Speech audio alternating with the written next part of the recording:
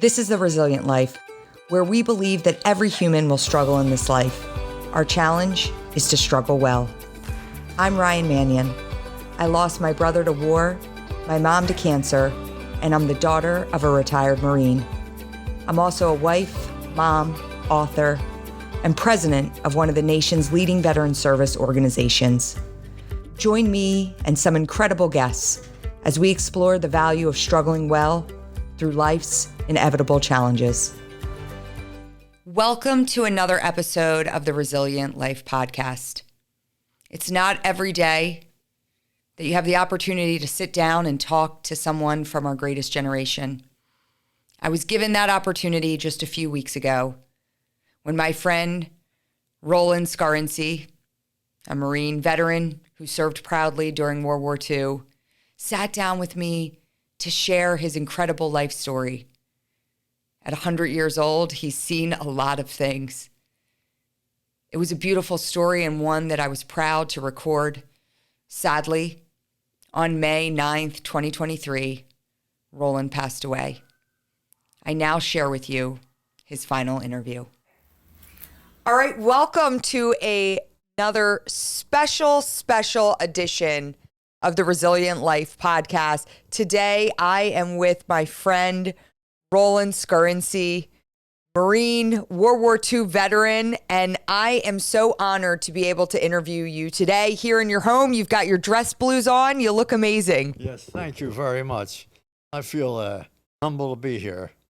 I'm humbled that you allowed me the opportunity to interview you. So, Roland, what I'd love to do for those that aren't familiar with your story is first of all, I'm sitting here outside of the fact that you're a Marine, you're 100 years old. Yeah. And, to be able to talk to someone that has lived a century, right? And Yes. and to think about all the things that you've seen in your lifetime. Yes, I had. It's pretty incredible. So let's kind of start from the beginning. I'd love to hear a little bit more about you growing up and your path to joining the Marine Corps. Well, my brother Arthur, he wasn't in the service, but my brother Eugene went in the Navy, and my brother Norman went in the Army. So I was 17 years old, and I had seen the movie Guadalcanal Diary, and I said to myself, the music in there, which is beautiful music of the Marines, I just couldn't get over it. I was going home to tell my mother, and I passed this recruiting station, which was the Marine Corps, and I doubled back, and I asked the man, I said, how old do you have to be in the Marine Corps? He said, how old are you? I said, I'm 17. He said, well, you have to get permission from your mother. So that I did. She didn't like it very much. She cried. But I went in the service, and I went in a platoon called I forget the name. I'm sorry about that. That's okay. But the fact is, it's way back, There was 73 people in my platoon, and they were all very strong. So we cut part of that out. No, you're doing great. So you're 17 years old when you joined the Marine Corps. World War II is happening. And so you know that by joining the Marine Corps, you're going to deploy, right? And so you grew up in Philadelphia, for those that don't know. Yes, I did. So you're growing up. Tell us a little bit about growing up in Philadelphia. I grew up in West Philadelphia, where the independence was signed, just a few blocks from there, and I was honored to be there. And I spent my whole life there, and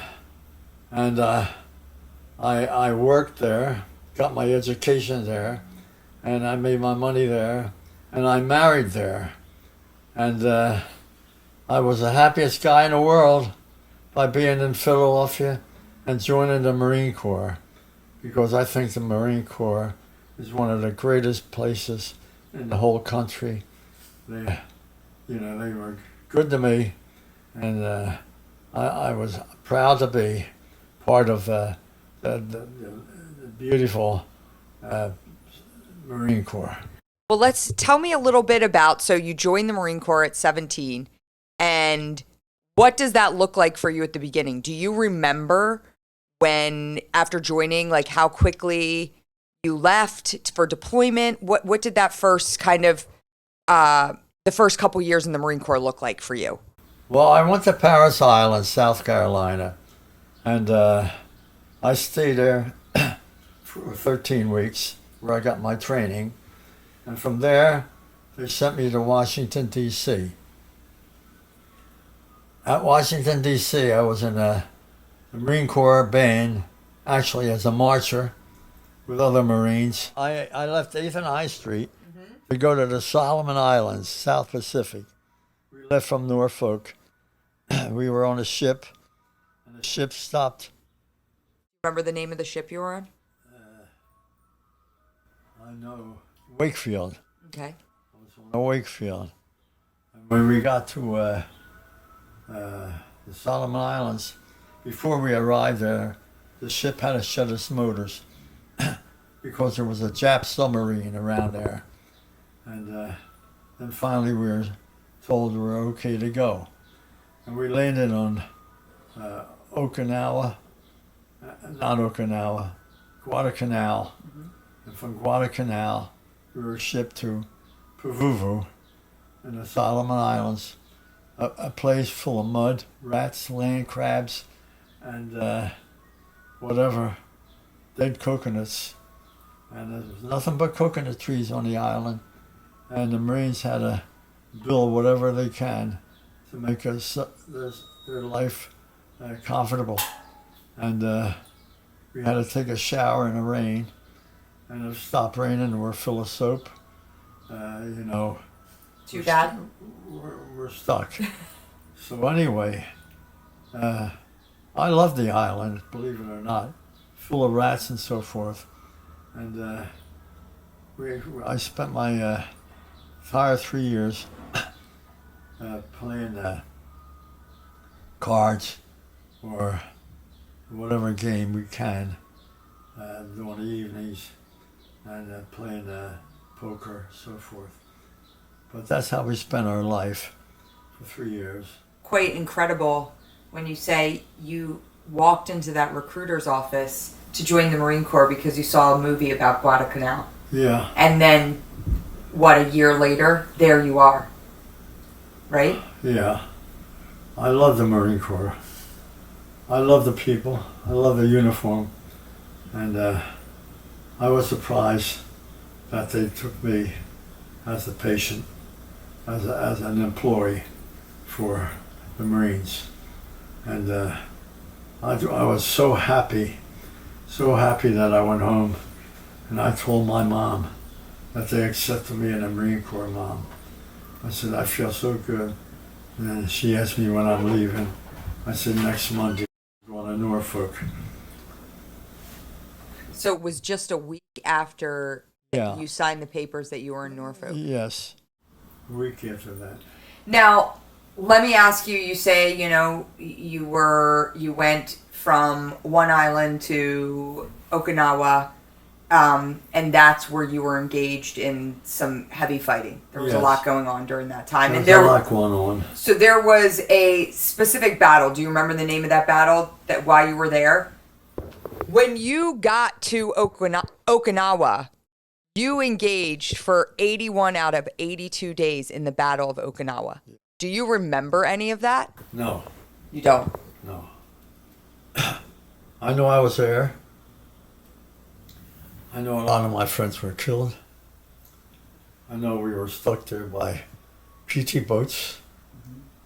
And I know I got back safe and sound without a scratch. I was blessed by God. Others that are friends of mine, most of them made it. Some of them did not. And it's a sad story, but it goes on and on. People know that I am no hero. The heroes are buried on the island, and I feel very sad that they could not come home to greet their parents. It's, I know you had your own brother die, and I feel immensely sorry that he died. He was a beautiful person, and he went through a lot of education to become somebody. So I know how you feel, and I'm very sorry for that. All right, we're back. We took a little lunch break, right? Yes, we are. And so let's go back now that we've got a little sugar, a little salt in our bodies, and we're feeling more alert.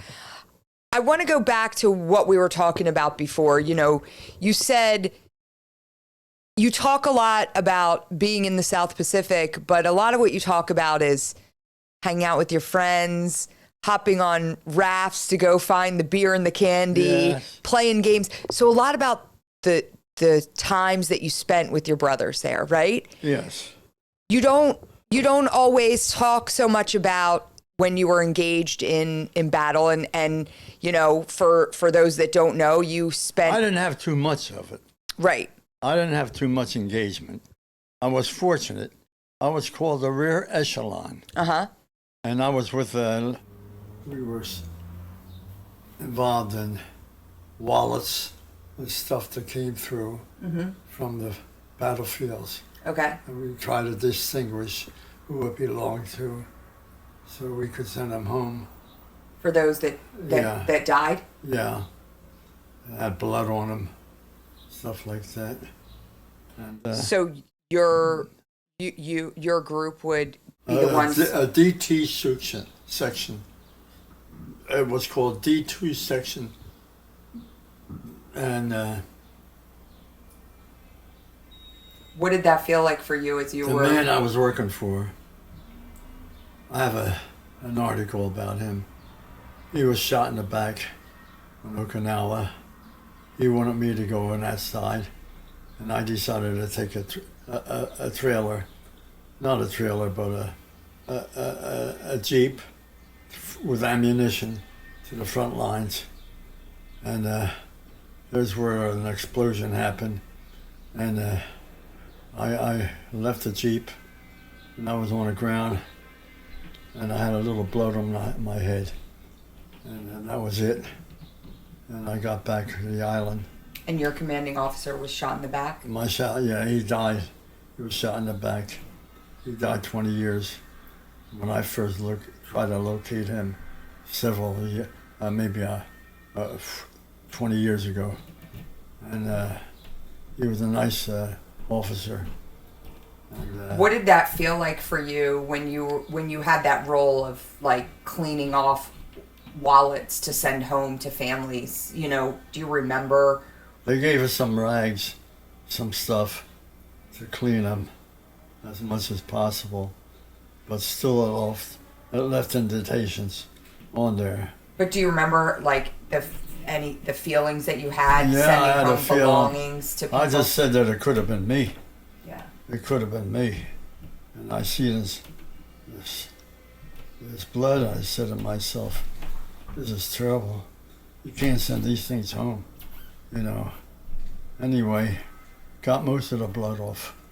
Most of it. So, when you went home, right? When you get home back to Philadelphia, you know, today, and, you know, our veterans today that were involved in this post 9/11 generation, right? Fighting in Iraq and Afghanistan.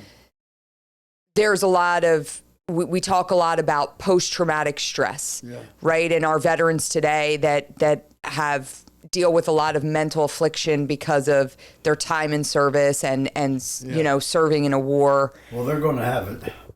But it's not like your generation didn't have that either. My generation was a little rougher. I hate to say it, because I know all of you fight for your lives, and but I know in my generation, I love the Marine Corps. I love what we were doing. Well, what do you mean your generation's rougher? What did you mean? Like? When I mean my generation is way back And that's 70 years ago. Yeah. When things were much nicer in America. You know, when I joined America, things were good. People were working. People were loving this country so much, like me. America, the beautiful, the best. And you think that's changed? it's changed a lot because people used to come over here and they knew once they got here, they got freedom, they got food, they got security, a home, and you couldn't find a nicer country to treat outsiders the way we did. And it's the greatest country in the world. There's no doubt about it. I just love my country. Well, what do you think when you say it was a different time back then, and it certainly was, like, what do you think has changed? Like, you know, what do you see different in America today? What came different is these cards, iCards, and things that they look at. They don't look at the streets when they cross. They're looking at the iPhones. I pull a car right up to a man, stopped in the middle of the street, didn't even know I was there until I blew my horn, and he got out of the way. But these iPhones have taken over the country. Yeah. And I can't imagine where it's going to stop. So it's almost like technology is our demise. Technology is ruining America, absolutely ruining it. The whole world. Technology has taken over the country, and I feel so sad about that because our country used to be beautiful, beautiful, absolutely. We could walk the streets and not worry about anything. But today, it's different. It's different. All right, I'm going to take you back to the South Pacific because you once told me a story. And I want you to share the story of you claim to know where Amelia Earhart's plane went down. So I was standing at the bank of the ocean. Where are you? The bank in the South Pacific, Solomon Islands. Okay. And two Marines in a PT boat. I don't know whether they're looking for natives, looking for Japs, but they asked me if I wanted to go to another island very close to mine. I said, yeah, I'll go. I didn't even have my rifle. So I got in a boat, a PT boat, and we traveled to this small little island. Do you know the name of it? No. Okay, just a small little island. Yeah, it's just like about a half a mile away from my island. And I got on that island. And just for sake of, what island were you on that you traveled to this, you were in the Solomon Islands? I was on Pavuvu. Okay, Pavuvu. Okay. Yeah. So you go... I traveled to this island. Uh-huh. And when I got to the island, there were natives living there. And I don't know whether they are Japanese or whether, that they didn't want to deal in fighting. I don't know what they were. There were families there. They had their beds made of straw. And one native came over to me and he told me with his 5 fingers that out there, this is in 1943, he said, an airplane went down. And I said to myself, he said, that was 5 years ago. 5 years ago would have been 1938. In 1938, Amelia Earhart was lost in the Solomon Islands with her co-pilot. And it struck me that way, that it was Amelia Earhart, because they never seen that plane go down over there in their whole life that they were living there. So I tried to get a hold of Jack Cousteau. He used to go underwater diving, looking for different things. But trying to get Jack Cousteau was like trying to kill an enemy. You couldn't get anybody. You couldn't get Jack Cousteau. So you believe that this tribe on that island actually saw Amelia Earhart's plane go down? I believe it had to be Amelia Earhart. because all indications prove that that's where she passed away in 1,500 feet of water with her co-pilot. And they missed the island about, like, I would say about 100 feet, maybe more. Wow. And they sank in 1,500 feet. That's all I could say about Amelia Earhart. That's incredible. And it's true, I feel that way. Yeah. So the other story that you've told me before, which I think is pretty incredible, is when you were a young boy in Philadelphia, and I think you were walking to school or walking home, and what did you see that day? The Hindenburg flew over my head. I was coming back from the golf course. How old were you? Do you remember? I was about 8, maybe 7, and it was raining, and I was mooching golf balls. I was looking for golf balls, and I'm walking up Hafford Avenue, and I hear this big noise on top of me. I look up and I see the Hindenburg. It looked like a block long. You could see the people sitting in there. It was so low, like about 30 feet from me, and it was past me on Hafford Avenue, and I went home to tell my mother it was raining. And the ship turned around at City Line, and it flew back over my head again. And I couldn't believe it. It was headed towards Lakehurst. And once it got to Lakehurst, it blew up at the mountain. What did you, when you went home, you told your mom, what did you say? I told Mom, I said, you should have seen a big airship. I said, it was from Germany. I said, it has a swastika in the back. And I said, I can't believe it. I said, we went to Lakehurst. And then I came on the radio that night that the Hindenburg had blown up. Wow. That's about it. If you look back over 100 years of life, what is the most significant thing that you can remember happening to you within your life? The most important, significant event? Well, I know being an American was a big event for me. To be born in West Philadelphia, practically where the independence was signed for America. America became, at that point, the greatest country in the world. And I was a little boy at that time.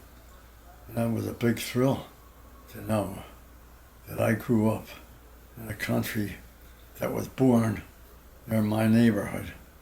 And I was so blessed. And I was just very patriotic, because I knew I had a brother in the Army and a brother in the Navy. And that's why I chose later on to become a Marine. Roland, what is the secret to living to 100 years old? Loving people. You have to go through life loving people, because I love everybody. I love people all over the world. I want people to have a happy home, a happy life like me. If they don't have it, I feel sorry. But my life was simply beautiful. I just couldn't ask for anything more than a life that I had lived. So it's about loving others, right? Yes. And staying positive, because I've never met someone with a more positive outlook on life than you. I always had a positive outlook. I always loved life. I always loved people. And I just feel grace. I just feel humble that I'm still alive. So what's your message to today's fighting force, our men and women who joined the military? What, if you could give them any message, what would that be? The message I have is for young people that want to join the service. Have love in your heart. Don't just kill to be killed. Just try your best to stay alive, to stay away from injuries, such as bullets and so forth, and try and come home safe. Roland, you asked me what song that I wanted you to play, and I've heard you play God Bless America so many times, and you do it beautifully, but I'd love to hear the Marine Corps hymn. Well, I'll certainly play it for you. Here we go.